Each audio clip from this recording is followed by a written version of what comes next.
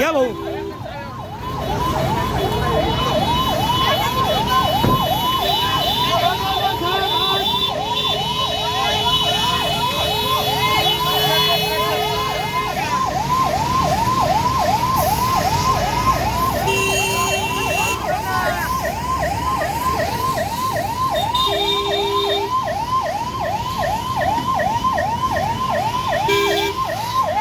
हो करो ना चालू.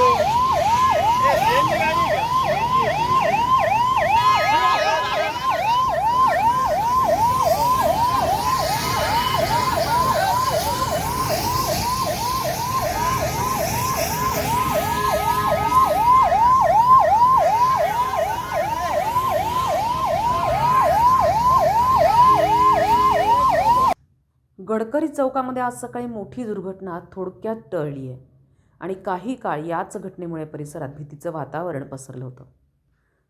वाहन क्रमांक MH15FF5784 हे वेल्डिंगच्या कामासाठी गडकरी चौकात आणण्यात आलं होतं. सुरक्षेच्या दृष्टीनं बॅटरीची वायर आधीच काढण्यात आली होती. मात्र गॅस वेल्डिंग सुरू असताना उडालेली ठिणगी थेट पेट्रोलच्या वायरवर पडली. त्यानंतर क्षणार्धात शॉर्ट सर्किट होऊन गाडीनं पेट घेतला. आग लागल्याचं लक्षात येताच परिसरात एकच खळबळ उडाली. गाडीमधून धुराचे लोट निघू लागले आणि क्षणात ज्वाळा उसळल्या. घटनास्थळी उपस्थित नागरिकांनी तत्काळ प्रसंगावधान राखत पाणी व अग्निशामक सिलेंडरच्या मदतीनं आग विझवण्याचा प्रयत्न केला. दरम्यान अग्निशमन दलाला कळवण्यात आलं. अग्निशमन दलाच्या पथकानं तत्काळ घटनास्थळी दाखल होत आग पूर्णपणे आटोक्यात आणली. सुदैवानं या घटनेत कोणतीही जीवितहानी झाली नाही. मात्र वाहनाचं मोठ्या प्रमाणात नुकसान झालंय. त्यामुळे आर्थिक फटका बसलाय. आगीमुळे काही काळ वाहतूकही विस्कळीत झाली होती. ही घटना वेल्डिंगसारख्या धोकादायक कामांदरम्यान सुरक्षेचे सर्व नियम काटेकोरपणे पाळणं किती आवश्यक आहे याची जाणीव करून देणारी ठरली आहे. एक छोटीशी ठिणगी देखील मोठा अनर्थ घडवू शकते याचाच हा धडा आहे. संविधान न्यूज, नाशिक. आज दिनांक 13/2/26 रोजी 11:55 आमच्या मुख्य अग्निशमन केंद्र शिंगाडा तलाव येथे कॉल आला की शालिमारच्या तिथे एका मारुती व्हॅनला आग लागलेली आहे. त्याप्रमाणे मुख्य अग्निशमन केंद्रावरील आमचा मल्टीपर्पज फायर टेंडर आहे हा 11:56 सदर घटनास्थळी रवाना झाल्यानंतर सदर घटनास्थळी बघितले असता ती इको गाडी मारुती कंपनीची होती. त्या गाडीला आग लागलेली होती आणि ती गाडी सदर CNG किटवर चालणारी होती. तर अशा शहरामध्ये EV कार असतील किंवा CNG किटवाल्या गाड्या असतील यांना आग लागण्याचं प्रमाण वाढलेलं आहे.